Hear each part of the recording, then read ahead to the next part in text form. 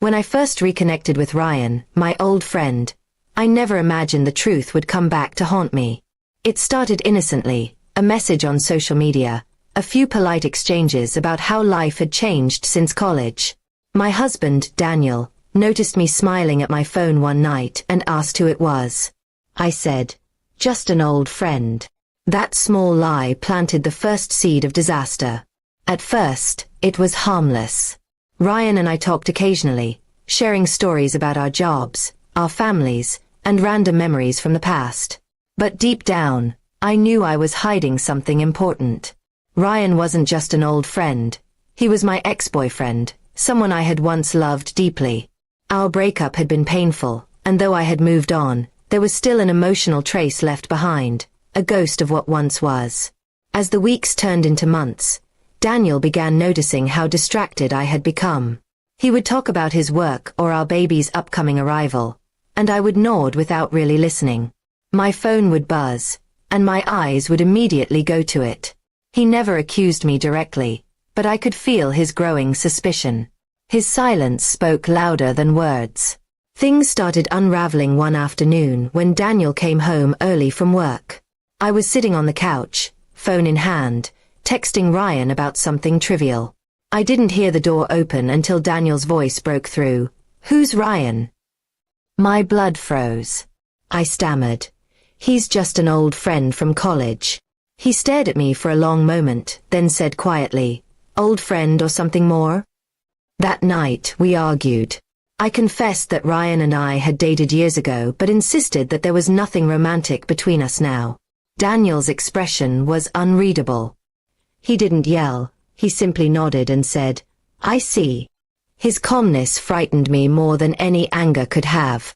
The next few days, he barely spoke to me. I thought time would heal it, but something in his eyes had changed. 2 weeks later, Daniel became strangely distant yet overly polite. He started spending long hours outside, claiming he was working on something for the house.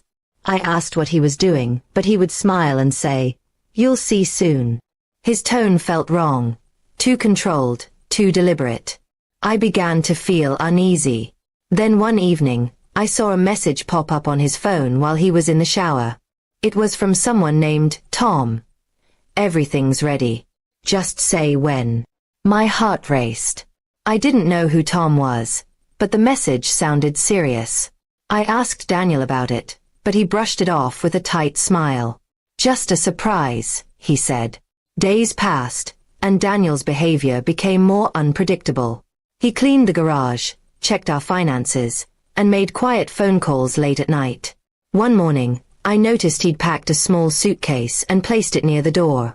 When I asked about it, he said, "It's for later. Don't worry about it." My hands trembled as I tried to act calm. Finally, I couldn't take it anymore. I called Ryan and told him everything. How Daniel knew, how he was acting strange, how I feared he was planning something. Ryan told me to stay calm and offered to talk to Daniel himself, but I refused. I didn't want things to get worse. That night, Daniel came home with an eerie calm. He asked me to sit down. He began by saying he had been thinking a lot about our marriage.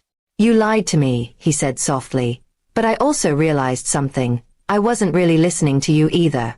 You've been unhappy, haven't you?" His words caught me off guard. Before I could respond, he placed an envelope on the table. "This is for you," he said. Inside was a ticket to a nearby cabin and a note, "Take time to think. I'll be here when you're ready to be honest. With me and with yourself." Tears filled my eyes.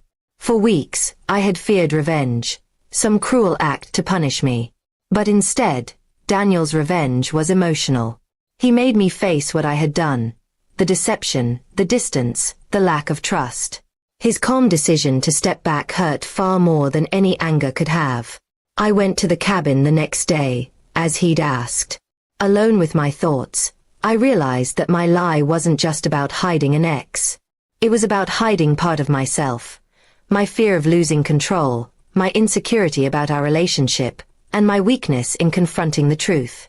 I wrote Daniel a letter that night, apologizing not only for lying but for underestimating him. When I returned home a week later, Daniel was waiting. He didn't smile, but his eyes were gentler. We talked for hours, about trust, honesty, and how love cannot survive without both. It wasn't an easy conversation, but it was real.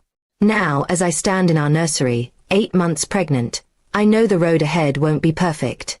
But we've started rebuilding. Slowly, painfully, but truthfully. I still regret my lie, but I've learned that sometimes, the real revenge isn't in hurting someone back. It's in showing them what truth feels like after deception, and realizing it's something worth never losing again.